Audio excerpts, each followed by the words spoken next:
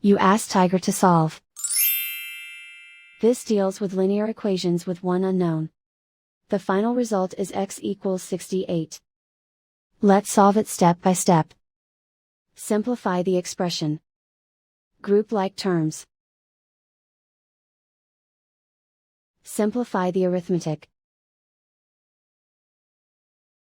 Group all constants on the right side of the equation.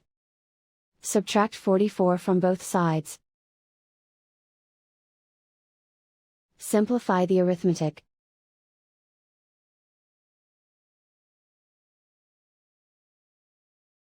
Isolate the x. Divide both sides by 2. Simplify the fraction.